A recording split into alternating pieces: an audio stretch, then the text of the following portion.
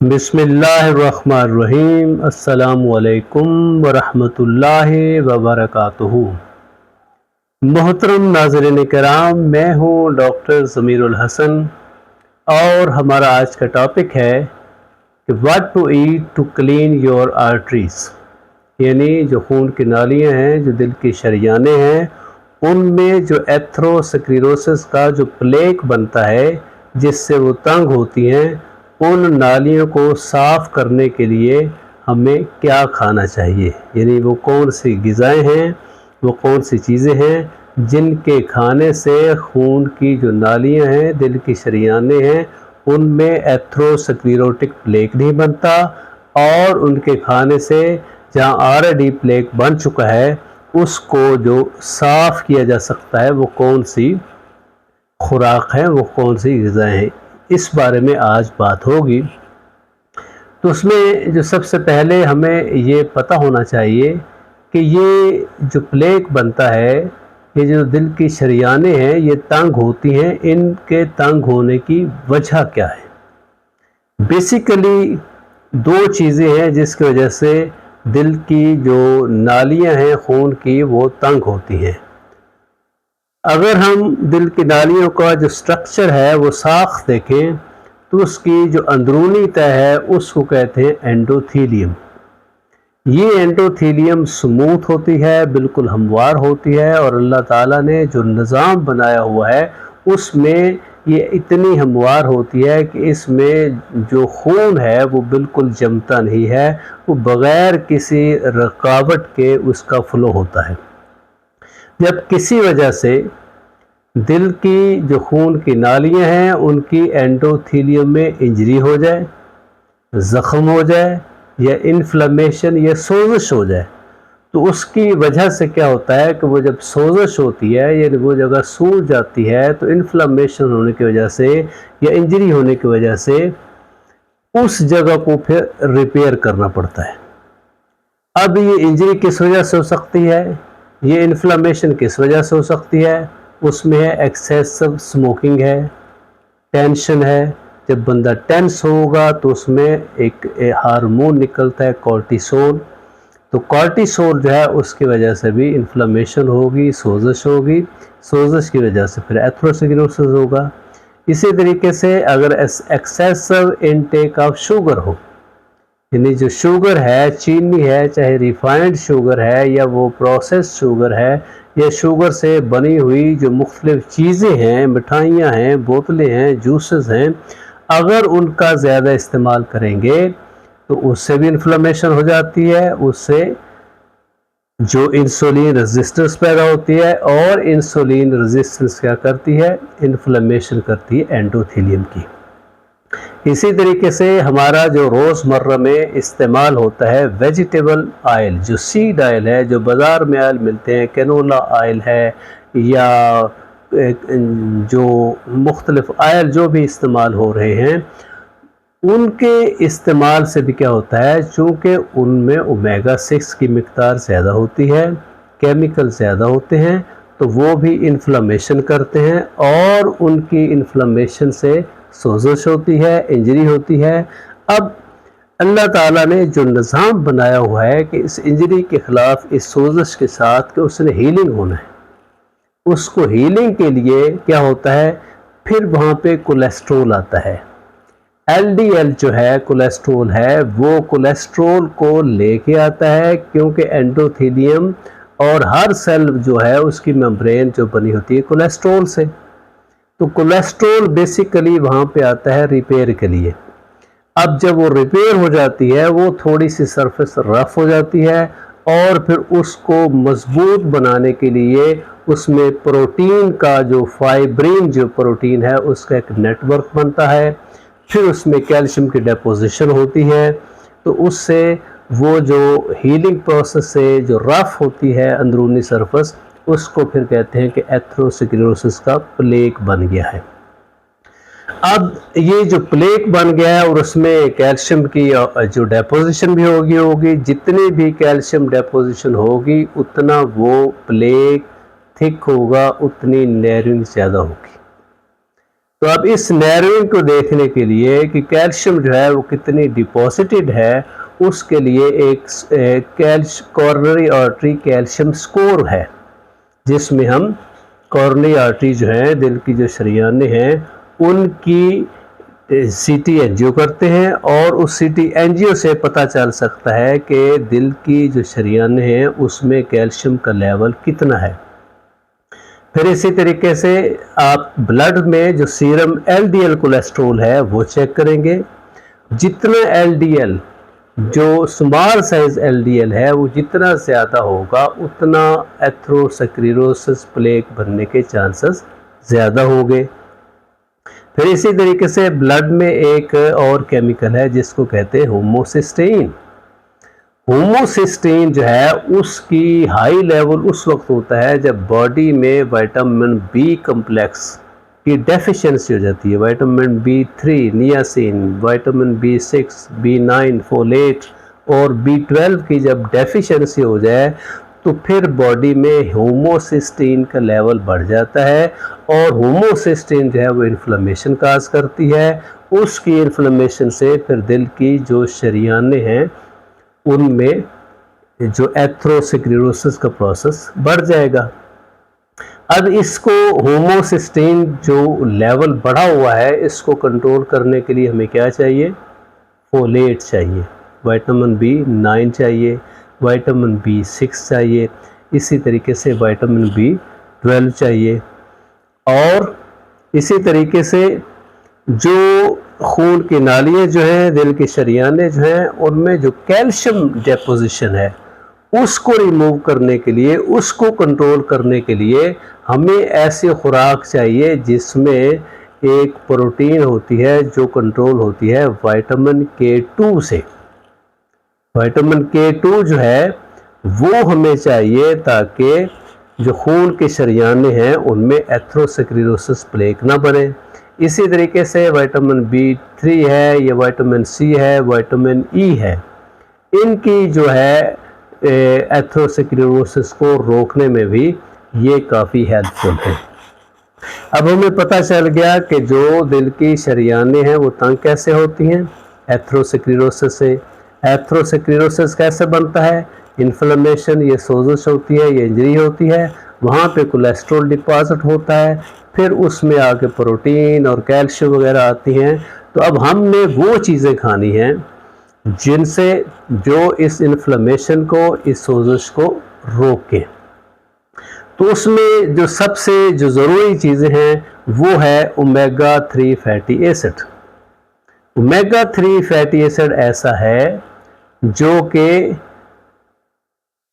Antioxidant है, बहुत ही अच्छा एंटीऑक्सीडेंट है और एंटी इन्फ्लेमेटरी है। तो हमने वो चीज़ें जिनमें ओमेगा 3 जो है फैटी एसिड वो ज़्यादा होता है, जैसे कॉड लिवर ऑयल है, या फिश है, सैल्मन फिश है, सार्डीन्स हैं, तो इनमें अच्छी खासी मिकदार होती है ओमेगा 6 की, ओमेगा 3 की। तो ये जो चीज़ें अगर हम खाएंगे तो उनसे ओमेगा 3 जब मिलेगा तो वो खून की नालियों में सोजिश को रोकेगा। इसी तरीके से जो नट्स हैं, ख़ास तौर पे जो अखरोट है, चिया सीड है, फ्लैक्स सीड है, उनमें भी ओमेगा 3 की ALA की क्वांटिटी काफ़ी ज़्यादा होती है और चूँकि उनका एंटी इन्फ्लेमेटरी और एंटीऑक्सीडेंट इफ़ेक्ट होता है तो ये भी जो दिल के शरीयानों में एथेरोस्क्लेरोसिस जो है उस प्रोसेस को रोकने में काफ़ी हेल्पफुल होती है। दूसरी चीज़ जो कि एथेरोस्क्लेरोसिस को रोकती है वो है ऑलिव ऑयल। ऑलिव ऑयल जो है उसमें भी चूँकि ओमेगा 3 होता है, उसमें भी फाइटोन्यूट्रिएंट्स होते हैं और ये सारे चूँकि एंटी इन्फ्लेमेटरी और एंटीऑक्सीडेंट होते हैं, तो जब इनको हम इस्तेमाल करेंगे तो उसका फ़ायदा क्या होगा कि अगर आपकी खून की नालियों में एथेरोस्क्लेरोसिस के प्लेक हैं, खून की शरीयाने, दिल की शरीयाने तंग हैं, तो उनको वो खोलने में मदद देगा और अगर वो नॉर्मल है तो वहाँ पे एथेरोस्क्लेरोसिस जो प्लेक है उसको बनने में रोकेगा। तो आप ऑलिव जो है, ऑलिव ऑयल जो है, वो कोशिश करें जो एक्स्ट्रा वर्जिन ऑलिव ऑयल है उसको इस्तेमाल करें। ऑलिव के जो फल हैं वो भी आप इस्तेमाल कर सकते हैं, उसका जो अचार बना होता है वो भी इस्तेमाल कर सकते हैं। तो अपनी खुराक में ख़ास तौर पे नाश्ते में डेली आप अगर ऑलिव ऑयल लें या ऑलिव इस्तेमाल करें तो वो दिल की जो शरियानें हैं खून की, उनमें एथेरोस्क्लेरोसिस का जो प्लेग है उसको बनने में रोकेगी। दूसरी चीज़ जो कि खून की शरियानों को साफ़ करने में मदद देती है वो है green leafy vegetables. Green leafy vegetables हैं, इनमें इतने अच्छे न्यूट्रिएंट्स होते हैं, विटामिन्स होते हैं, मिनरल्स होते हैं। ख़ास तौर पे इसमें मैग्नीशियम है, पोटाशियम है, फोलेट होते हैं और इनका विटामिन सी काफ़ी मिक़दार में ग्रीन लीफी वेजिटेबल में होता है। तो ये सारे, जैसा मैं पहले बता चुका हूँ, ये क्या है, एंटी इन्फ्लेमेटरी, एंटीऑक्सीडेंट। तो जो खून की नालियों में सोजश हो रही है, इन्फ्लेमेशन हो रही है, उसको रोकेंगे। जब वो रुकेगी तो फिर ये एथेरोस्क्लेरोसिस के जो प्लेग हैं वो नहीं बनेंगे। उसके बाद जो एक और चीज़ जो हम बहुत कम इस्तेमाल करते हैं वो पनीर, चीज़ अगर इस्तेमाल करें जो एनिमल ओरिजिनेटेड है, जो दूध से बनती है, डेयरी प्रोडक्ट से बनती है, तो वो चीज़ जो खालिस चीज़ है उसमें जो सबसे ज़रूरी चीज़ क्या है, विटामिन K2। जैसा कि मैंने पहले अर्ज़ किया है कि विटामिन K2 जो है वो खून की नालियों से जो एक्सेसिव डिपॉजिटेड कैल्शियम है उसको वहाँ से निकाल के जहाँ पे ज़रूरत होती है, बोन में, हड्डियों में, कार्टिलेज में, वहाँ पे डिपॉजिट करता है और बाकी जगह पे जहाँ पे ज़रूरत नहीं होती, यानी खून की नाली में, वहाँ से सफाई करता है। इसी तरीके से पनीर जो है, चीज़ जो है, is a good source of calcium, a key nutrient for healthy bone and teeth, blood clotting, wound healing and maintaining normal blood pressure. तो हमें अपनी खुराक में ना डेली जो पनीर है उसका इस्तेमाल भी करना चाहिए, वो भी खून की नालियों से एथेरोस्क्लेरोसिस का प्रोसेस रोकेगी और दिल की शरियानों को साफ़ करेगी। इसके बाद जो अगली खुराक है जो हमें खानी चाहिए, अपनी खुराक में इस्तेमाल करना चाहिए, वो है सावर क्रॉट, यानी बंद गोभी का अचार, सब्जियों का अचार। जो अचार है, it is a rich source of vitamin K2 and vitamin C. जैसे कि मैं पहले अर्ज़ कर चुका हूँ कि विटामिन K2 जो है वो खून की नालियों से जो कैल्शियम जो है, एक्स्ट्रा कैल्शियम जो डिपॉजिटेड है, उसको निकाल के बोन और टीथ और कार्टिलेज में डिपॉजिट करता है। और विटामिन सी जो है एक बहुत अच्छा एंटीऑक्सीडेंट है, एंटी इन्फ्लेमेटरी है। तो सावरक्राफ्ट, ये सब्जियों का जो अचार है, it is a good probiotic and prebiotic. यानी ये क्या काम करता है, जब ये जो हमारी जो बड़ी आंत है वहाँ पे जो बेनिफिशियल बैक्टीरिया है उनकी ग्रोथ में हेल्पफुल होता है। फिर वो बेनिफिशियल जो है वो बैक्टीरिया क्या करते हैं, जो इंटेस्टाइन में विटामिन जो ए है, डी है, ई है, विटामिन K2 बनाते हैं और ये फिर सारे विटामिन जो हैं वो शुगर को कंट्रोल करने में, ब्लड प्रेशर को कंट्रोल करने में और खून की नालियों में एथेरोस्क्लेरोसिस का प्रोसेस को रोकने में हेल्पफुल है। उसके बाद अगली ग़िज़ा जो हमें अपनी खुराक में रखनी चाहिए वो है नट्स, यानी बादाम है, अखरोट हैं, काजू हैं।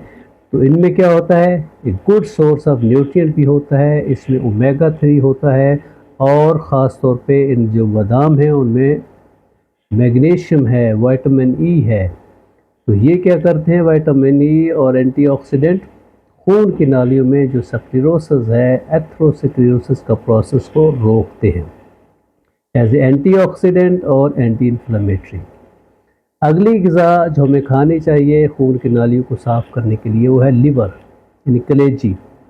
जो ग्रास फेड एनिमल है, जो बाहर खुली जगह पे घास पे पलते हैं, चाहे बकरा है, दुम्बा है या गाय है, इनके गोश्त की जो कलेजी है, जो लीवर है, वो आप इस्तेमाल करें क्योंकि it is a rich source of folate, vitamin K2 and iron. जैसे मैं पहले अर्ज़ कर चुका हूँ, जो फोलेट हैं वो होमोसिस्टिन लेवल कम करती हैं, इन्फ्लेमेशन को कम करती हैं, सोजिश को कम करती हैं, और विटामिन K2 जो है वो खून की नालियों से कैल्शियम की जो एक्सेसिव डिपोजिशन है उसको रोकती हैं। तो हमें कम से कम हफ्ते में एक दफ़ा जो है वो कलेजी खानी चाहिए, ताकि दिल की जो नालियाँ हैं, दिमाग की नालियाँ हैं, वो एथेरोस्क्लेरोसिस के प्रोसेस से साफ़ हो। उससे अगली खुराक जो अक्सर हम अवॉइड करते हैं वो है रेड मीट। जब भी गोश्त की बात आती है तो कहते हैं कि हमें ब्लड प्रेशर है, हमें दिल का मर्ज़ है, तो इसमें गोश्त जो है उससे परहेज़ करना चाहिए, इसमें तो चर्बी होती है। हालांकि जो रेड मीट है ग्रास फेड एनिमल का, वो फुल ऑफ न्यूट्रिशन है, फोलेट है, इसमें विटामिन B6 है, विटामिन B12 है। तो बी कम्प्लेक्स विटामिन और फोलेट क्या करते हैं, होमोसिस्टिन को कम करते हैं, इन्फ्लेमेशन को कम करते हैं। जब भी इन्फ्लेमेशन कम होगी तो उससे क्या होगा, खून की नालियों में एथेरोस्क्लेरोसिस का प्रोसेस रुक जाएगा। फिर इसमें आयरन होता है। तो ये जो खुराक है, ये मुनासिब खुराक हमें अगर हम अपनी रोज़मर्रा ज़िंदगी में इस्तेमाल करें, यानी वो खुराकें जो जिसमें ओमेगा 3 है, जो ऑलिव ऑयल है, जो ग्रीन लीफी वेजिटेबल्स हैं, सब्जियों का अचार है, नट्स हैं, ये जो नट्स के साथ कलेजी है, गोश्त है, ये इस्तेमाल करें। और उसके साथ साथ वो चीज़ें जो इन्फ्लेमेशन काज करती हैं, जो इंसुलिन रेजिस्टेंस बढ़ाती हैं, इसमें हाई कार्ब डाइट हैं, जो शुगर से बनी हुई चीज़ें हैं उनसे परहेज़ करें, बेकरी की चीज़ों से परहेज़ करें, बोतलों से, जूसेस से परहेज़ करें। तो ये जितने भी ये पिज़्ज़े बर्गर हैं इनसे परहेज़ करेंगे तो इंसुलिन रेजिस्टेंस से बचे रहेंगे। इंसुलिन रेजिस्टेंस से बचे रहेंगे तो फिर एथेरोस्क्लेरोसिस का प्रोसेस रुक जाएगा। आपका बहुत बहुत शुक्रिया।